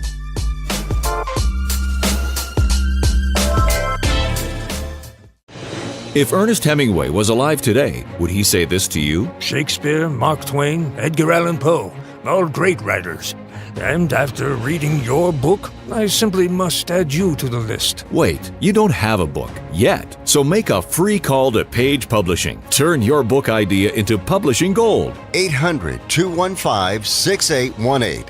800-215-6818. That's 800-215-6818. David was in big trouble with the IRS. At first, I didn't owe that much, but after this year, it was out of control. Then David called Get a Tax Lawyer. Right away, they were like, oh yeah, looks like you're qualified to save. Get a Tax Lawyer went to work. Should have called way sooner. Get a Tax Lawyer has helped thousands like David fight the IRS and get a fresh start. Call 800-745-3070. That's 800-745-3070. You've got responsibilities, but that doesn't mean your dreams are on hold. At Southern University at New Orleans, our evening and weekend college is designed with your life in mind. Finish your degree. Start a new one. On your time, your degree, your schedule. No excuses, just opportunity. Visit suno.edu and make your next move today. Hey, this is Don, marketing consultant with WBOK. I want to send a special thank you out there to all of our listeners, all of our supporters. I want to send a happy holidays out to everyone in the whole city of New Orleans. Enjoy your family time and be safe. Making a difference in the community. WBOK 1230 AM. Here we go. The reality check on WBOK 1230 AM. Let me see. I'm looking at a couple of things here online. A lot of folks saying to Miss Susan, thank you to Apostolic Outreach Center Church, 8358 Lake Forest Boulevard. They have a watch night service from 10 p.m. until 12 a.m. on New Year's Eve. Again, that's 8358 Lake Forest Boulevard. That's Apostolic Outreach Center. Somebody else has Right something there. of that. Where's Tulane Memorial. Oh, yeah. Tulane Memorial Baptist Church. Watch night service Wednesday. That's starting at 7 p.m. Anybody else know any? Let us know. We'll make sure we send it out here. Ed, thank you for holding, sir. How you doing? Hey, how you doing, G? Good. That's Mr. Robinson? Good. Yeah. That's my buddy. Yeah. What you say? How you doing? Hey, man. Hey, I listen at your show. I don't call in, but I listen at your show. Oh, we know we'll get you every once in a while. We'll hit that nerve every once in a while. So. Well, yeah, just to kind of bring you up to date with me, I don't advertise any other radio station, but when I do with BOK. Mm-hmm. But I'm in the security business. Like, I'm getting ready for Jazz Fest, and I got to hire 300 people. But my people don't listen at the radio. We will still do some advertisement, but we don't get calls in that people want to work. And of course we governed by the state board of private security. Right. They dictate who can be security and who can't be. Right. But we hire part-time people for a lot of events, but we don't get. If I advertise on the radio, on your radio, which I have done and will do, I don't get calls back. And so you have to look at, okay, what am I spending it on? Now, hey, I like to help the radio because I know you all on the radio station. Yeah. I think I think so. So one of the things too. Now this is again because I've been in a room with you, sitting down with your folks, having conversations about several different things. But I think you got to come up with, and trust me, I don't know what that is yet, alternative ways that you can use the radio station, advertising, and how that can benefit you. Because now it's not just putting a commercial on radio station, because the radio station is now doing digital stuff. We're doing marketing with all of our Facebook. What else? All these different things that Instagram, and a couple of other with our website. So there are different things, Mr. Robinson, that we can do now that we probably couldn't do back in the day. We might be the ones that's just catching up, but we're starting to do a lot more and doing live broadcasts and doing all those different things. We can do those too. So it's a whole bunch of stuff that can do. And I know you got Jazz Fest right around the corner and you got to hire 300 people. You can't wait. Right. Well, my boss, I got new bosses. my 3 daughters, they're running the business. Yeah, they've been running news. Don't even try it. But I do believe in advertising with my people. Yes. You know, and I've done that. And you hire your but people also too. I got to look at the return Mm-hmm. as to what do I get back? Do I get calls? You know, when we're doing this, we got a short window. Jazz Fest is in April. Right. So we're going to be starting, my daughter and them starting doing Instagram. They're doing all that kind of stuff on their own. But even putting the commercials out, you know, you want to return. You want somebody to at least call and say, hey, look, I'm interested in working with you, you know. But I think you have a great, I listen at you all day. I mean, you know, the front porch and everybody else. Of course, my daughter said I ain't working if I'm listening at all that. She ain't changed. You know, I just want to bring that out to you. So let me ask you this: what you need? What do you need? If you had to break down what you're looking for, what would that look like? I mean, different age category. We start from seniors in high school, college students, and all. You know, that's why we go like to Xavier or to Suno. Mm-hmm. But we put enough stuff, but that ain't getting the students in. And older guys, we try to get retired military, you know, for that time of the year. And we can keep them on because we do football at LSU. We do stuff with the Saints, you know. So we got people that can work. Mr. Robinson, hold on, because the general manager from the radio station is on too. This is Justin. Justin, this is Mr. Ed Robinson, owner LNR Security. Hey, Mr. Ed. I just wanted to let you know that we're going to reach out to you because some of the things that you just mentioned, and kind of like what Gerard was saying, we kind of have a full suite of things that we can do now that we couldn't do in the past. So I definitely think that we can help you find some of these people that you're looking for. Because you said 300, and that's a lot, and we have a lot of those listeners on AM and FM. AG, that's addition to what we have our regular staff. Right. Because you're not just doing Jazz Fest. I mean, you get a lot of the different festivals and I mean the homeowners associations. Right. He's got those private details that go through there. He got a whole bunch of money. I don't want him to be spending it with nobody else. He got a whole boatload of money, man. I'm just trying to tell you. I will put you in touch with my daughter. Nicole, I don't know if you know Nicole Roberts. She said that she does event planning. He didn't say he didn't. No. No. But I'm going to give Justin your number so y'all can have this conversation. And if you want me to be a part of it, you know I will be. So there ain't no issue. Got you, man. I appreciate you, sir. How was the holiday? Holiday was great for me. I was with my kids, you know. Yeah. And I go by my son. You know, he's a head football coach at Alabama State. That's right. Sure is, isn't he? Yeah. Yeah. But did I tell you I want me a G-Wagon for my Christmas? Why are you laughing, bro? We will talk to you. You and I will talk. But, I'm not going to hold you up, but I just want you to know. If you notice, most security companies don't advertise. Right. Well, maybe we can do something to make that happen. Yeah. So. All right, my man. Thank you. I appreciate you. Good to talk to you. Happy New Year to you. All right, my brother. All right. Y'all have a good one. All right, Kevin. Hey, as always, man, thank y'all for having these conversations. That was a beautiful thing that just happened just now. Let me turn the radio down. This is what I've been talking about every time I come on the radio.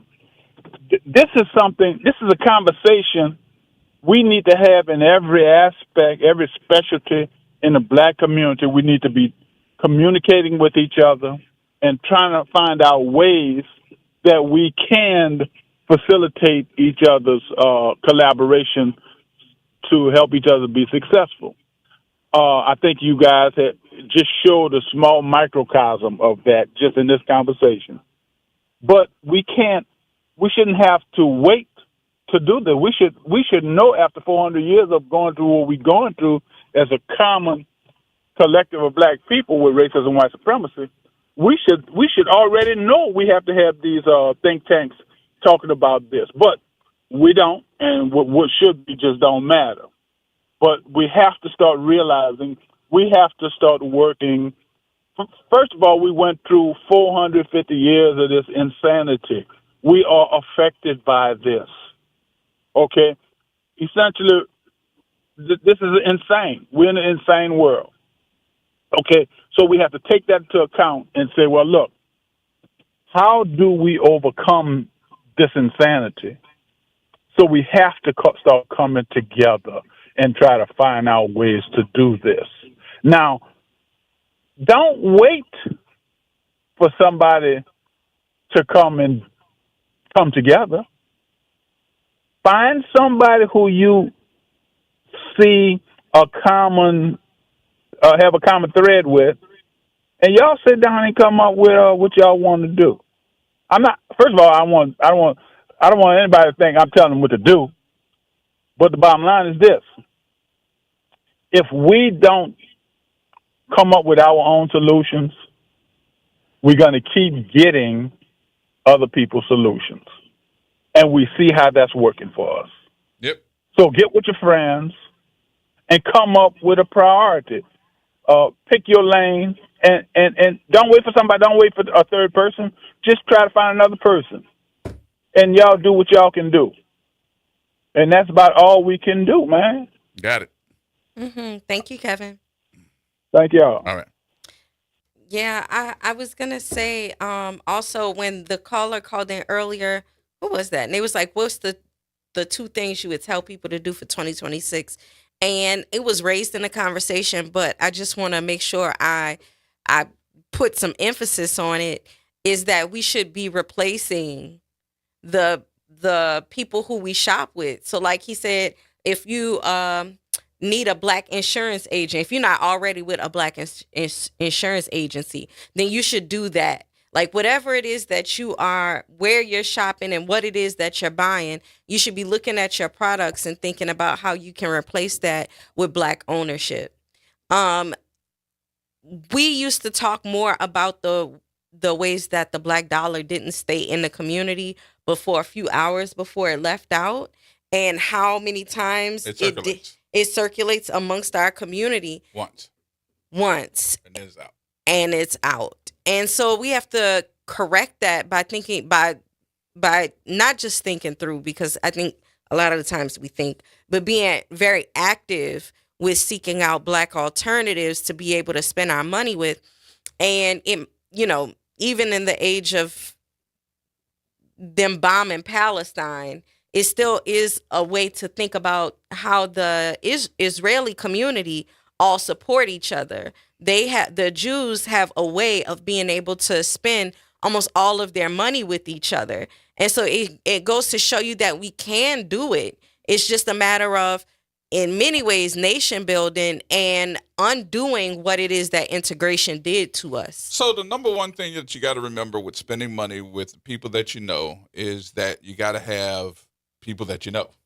Mm-hmm. People that look like you. Your network is your net worth. But what I created here, and I take full responsibility for doing it, and I still have people that walk up to me today.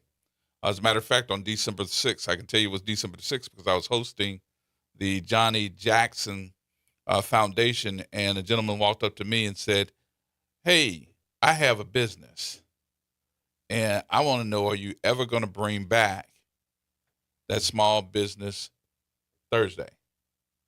Because what we had was a lot of folks that did not understand advertising. They did not understand how to go about it. But I would go to Terry Scott's McDonald's on Thursday mornings and sit there and do a live broadcast. Right. And people would show up that own businesses, and I interview them. Mm-hmm. And it became so big that Mary Landrew came out there one day to come out. And she's like, oh, my God. She was just shaking hands and kissing babies because of the fact that she saw all these different entrepreneurs that came out there to talk on the radio about their business on Small Business Thursday. And then the next thing she talked to me about was how great this was, what a great idea it was. But what she didn't tell me was the fact that she was going to go back and add one of her things to Small Business Thursday and call it Small Business Saturday, sponsored by American Express. Ooh. Where she was telling folks to go and intentionally go to a business on Saturday instead of going to big corporations like the big corporate big boxes and spend their money with small businesses. I was like, did she just steal my idea? She colonized your idea. Yeah, she colonized. That's a good word. But what we have to do is, maybe from 2026, I need to come up with a business, name a business that we use. Yeah. There's no reason why that all the folks that go get a pedicure, go get their nails done, hair cut, hair done, whatever, that we don't know about them. Because we hear other ethnicities that do the pedicures and they do the nails and stuff like that, and they go, "Oh, give me $100, whatever."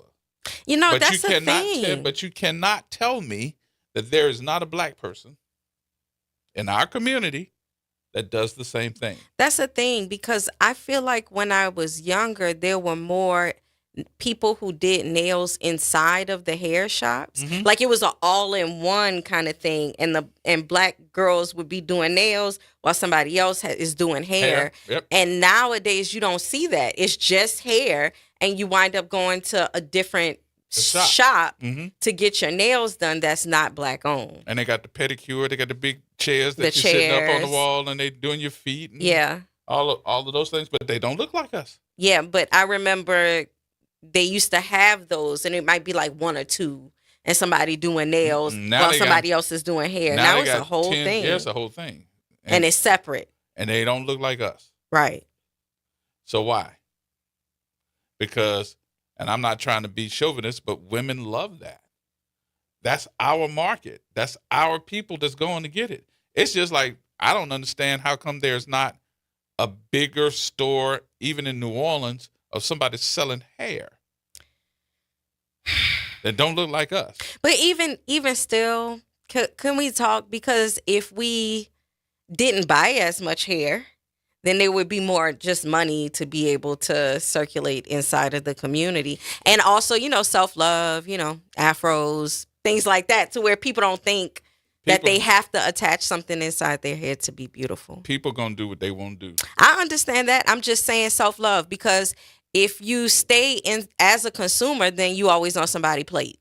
Somebody could always eat off of you. If you are insecure about something, they can always sell you a cure, as opposed to reducing down, right?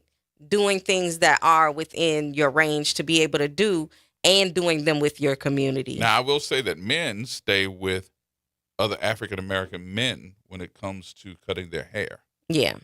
We don't see another ethnicity coming to do their hair or doing their fingers, doing their nails and stuff. But there was a gentleman that was on Bayou Road, I forgot his name, that invited me to come in his shop, and he does the full workup on a man. Nails, the shaving. Cuts the hair. I mean, he does the full workup. I forgot his name. That's how long it's been.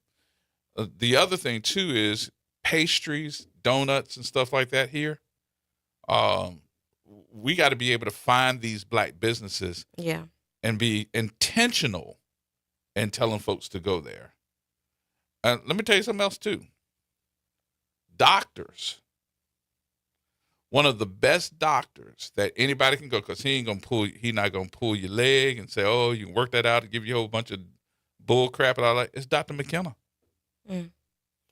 Dr. Dwight McKenna. Yeah, he the coroner, but Dr. McKenna has his own practice right there on Gentilly Boulevard. And I'm like, everybody named Mama should be waiting to go see Dr. McKenna, because he's gonna make sure that you're taken care of. We gotta take another break. All right, let's take another break here. We'll come back, have some more conversation for you in just a minute. 504-582-9422. I mean, what else, too? Intentional. Be intentional. Let's be intentional. Let's find our products with our folks and be intentional. I'm not being apologetic to anybody else. So let's get it in. More next.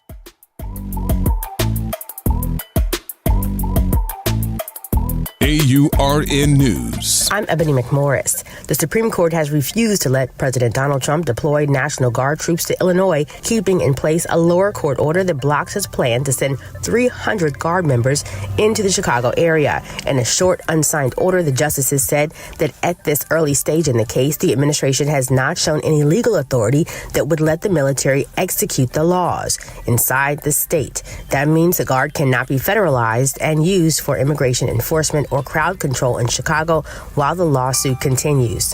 3 conservative justices, Sam Alito, Clarence Thomas, and Neil Gorsuch, disagreed and said they would let Trump go ahead. Alito argued in a lengthy dissent that whatever people think about Trump's immigration policies, federal officials should be protected from violent attacks, and the president deserves wide latitude to use the Guard. Illinois officials and Chicago's leaders say the ruling is a win for state control and a warning against using military force to police domestic disputes. For AURN News, I'm Ebony McMorris. On Auto Trends with JeffCars.com, here's a snippet of some of what we cover. GPS pioneer Gladys West. We worked long hours computing trajectory orbits and satellite orbits, trying to get the data and everything correct enough. Auto analyst Mark Bland. 14 new vehicle deals that happen in this country out of every 100 that women don't have a fingerprint on. To tune in, check out Auto Trends with JeffCars.com, Saturdays at 4 p.m. on WBOK, what New Orleans is talking about. Meet Leanna, a part-time chef and full-time mom. In the past, Leanna didn't have health insurance because she didn't think she could afford it. What she didn't realize is she qualified for Medicaid. She loves the coverage and peace of mind that comes with high-quality care. The kind of care you get with Healthy Blue. This is Medicaid, and it's for more people than you think. Maybe even you. To see if you qualify, go to myhealthybluela.com. Saints of God, it's time for us to tell you the truth. It's time for you to start your 21-day challenge. Don't take another day. Do it right now. Call 504-701-4711. That's the whole water stove, Pastor David Impartan Sr., the host of Change Your Water, Change Your Mind. This is the water that's designed to change your body, the way you think, the way you act, and the way you look. Why don't you start your 21-day challenge today? For $35, you can start it right now. Call me so we can set up your appointment. 504-701-4711. That's 504-701-4711. Change your water, change your mind. LifeCare provides valuable whole life insurance to cover final expenses such as medical bills, burial costs, and unpaid debt. A final expense insurance policy is fast, easy, affordable life insurance that's available to anyone between the ages of 50 and 80. No medical exams, no lengthy questionnaires, and no waiting period. The application process is quick and easy. You can even apply without having to undergo a medical examination. Just answer a few questions and we'll do the rest. With the average funeral cost skyrocketing to $11,000 and Social Security only paying $255, you need simple, affordable peace of mind for you and your whole family. Don't leave behind unpaid expenses that, if left unattended, will burden your family tremendously. Benefits include a guaranteed premium that will never increase, a guaranteed cash value, and a guaranteed death benefit that can never decrease. To find out how you can get final expense insurance with a guaranteed lifetime rate lock, call LifeCare at 800-571-9955. That's 800-571-9955. 800-571-9955. Hello, New Orleans. This is Jeff Thomas. This holiday season, I pray that you have joy, love, peace, and happiness. And if you don't have those things, I pray that you have the courage, strength, and resilience to see it through. Blessings for all this holiday season. WBOK. Better pay attention. Powered by Cox Business.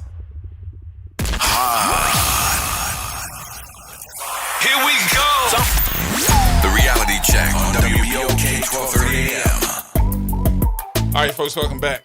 Final few minutes here before we get in to our next show. Dr. Shepard, too, you were talking about with what Sid brought up about Nigeria and Trump. Yeah, he was asking us to give our opinions about the bombings and wanted to know, do you think it really is that there is a genocide against Christians in Nigeria? No. Or do you think that this is Western imperialism trying to reassert itself? I said that.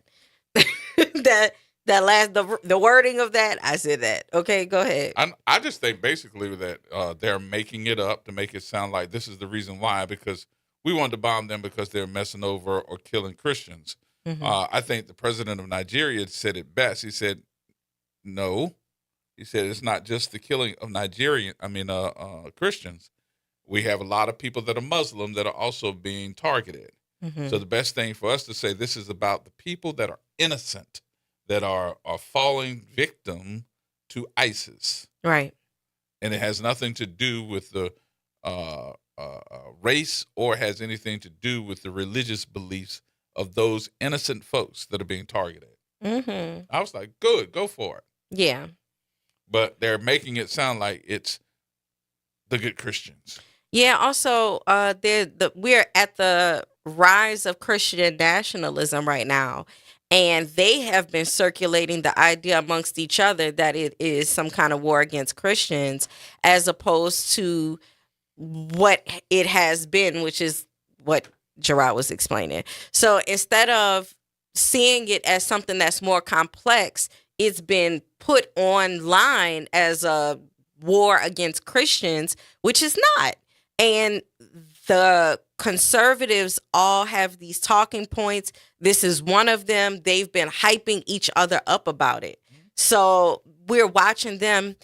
Of course, they're bloodthirsty and they want to do something. So I think that this is what that was. Well, I think that's part of it. So I do think that there is a movement to see how or who we're going to go to war with. Right. So that they can keep Trump in office.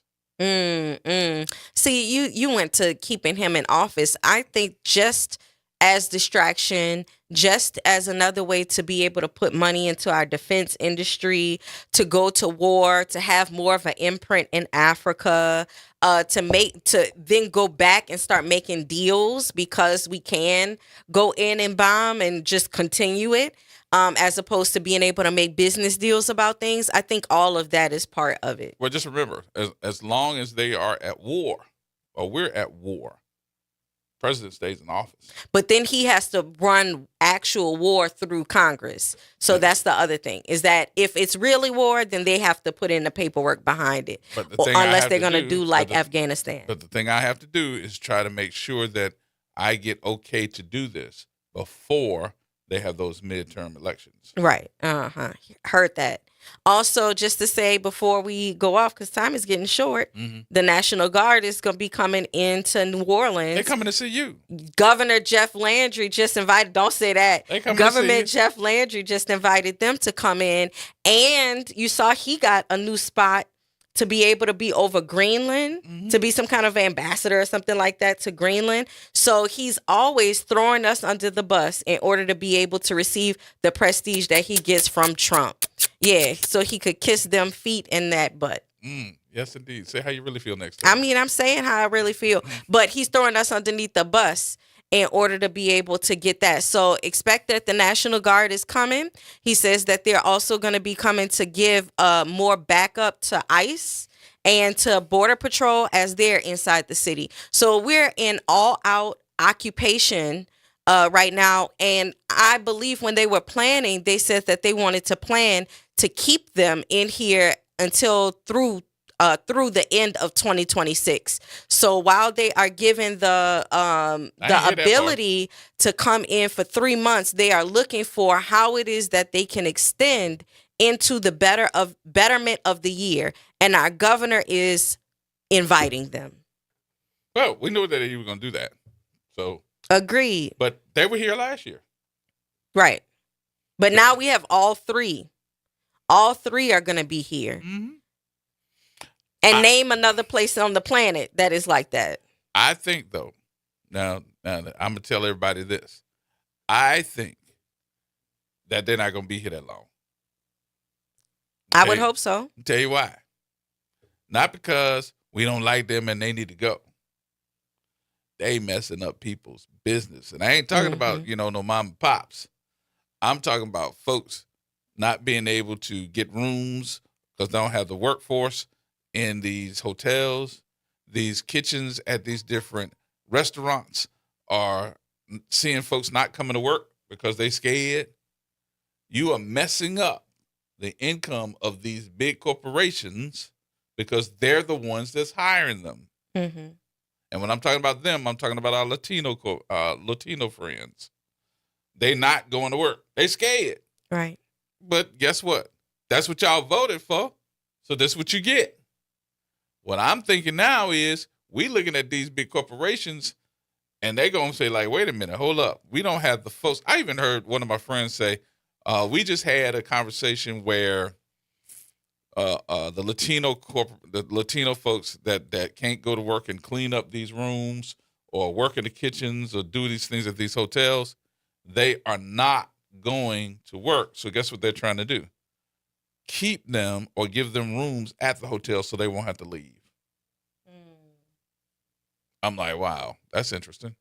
Yeah, they're having to shelter their employees in place. Mm-hmm. Yep. So I don't. The flip side of that too is, where are they staying? What are the hotels that these officers are staying at? Well, they had a protest last week in front of one of the hotels that they're staying in. Because they're staying down at, they're nice hotels. These of course, your government dollar is top dollar. Okay. As a matter of fact, Gregory Manning was one of those that was protesting with the folks on Canal Street. I would expect him to. He always shows up. Yeah. He always coming through. You remember what hotel it was? I'm trying to remember now. I think it was the Marriott. I'm not certain, or a branch of the Marriott, one of the two. So I think that's what it was. But they had the bullhorn and all the folks out there with the signs protesting them. Good. Because I told Pastor Manning, I texted him, I said, oh, you look good out there. Look like you're leading something. He said, good, I'm glad. Because they need to be out of our city. Yeah. Now, what I did think that was funny in some sense was that they were asking the government to tell them to go away for the holiday, and then they can come back. Because they didn't have them working in these different locations, hotels, kitchens, and doing the jobs that they do. And they was like, give us a break. Yeah, also, we don't want to be paying y'all double time and a half for doing this on a holiday. Okay, so, that's the thing. I saw Royce Duplessis was talking about how they wanted to arrest 5,000 people in this sweep that they are doing here. And he was saying, we don't even have 5,000 violent migrants inside of the city. Right. So what are you doing, Right. All right. Well, it's always good to see you. It's always good to be here, G. Folks, appreciate everybody. We'll be back on tomorrow to make sure that we cover all the things for 2025. We've also got the list of folks that we lost in 2025. We got that list, too. We'll go over some of those folks. Probably forgot a couple, so y'all will be able to bring that up. Don't forget also that when we talk about people that we lost in 2025, services for our very own will be on Saturday, this Saturday coming in New Orleans East. What am I thinking about? I'm trying to look at it and say, wait a minute, hold on, let me get it. Before I go off and tell something that I don't know what I'm talking about. But for Michael Ward, the services will be on this Saturday with visitations starting at 8 a.m. And the services start at 10 o'clock. That is at Household of Faith. And starting this Saturday, you'll be able to see him for his final tour. So make sure that you come. All right. He's going to lie in state on Friday at Gallia Hall on the second floor. So wow. That's going to send him out right. Violinist himself, Mr. Jazz violinist, Michael Ward. All right, folks, that's going to wrap things up for us. We appreciate you for being a part of the conversation. We'll see you tomorrow. Whatever you do, safely and carefully is the way we want you to do it.